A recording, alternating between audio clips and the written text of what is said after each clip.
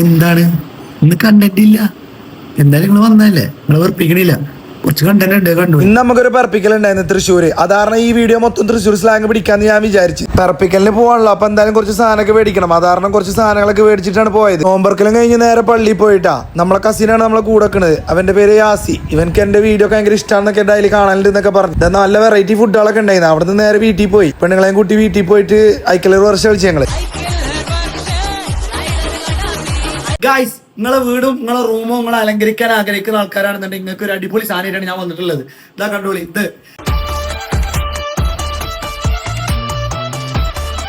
കണ്ടില്ല? ഇത് അടുത്ത സാധനം,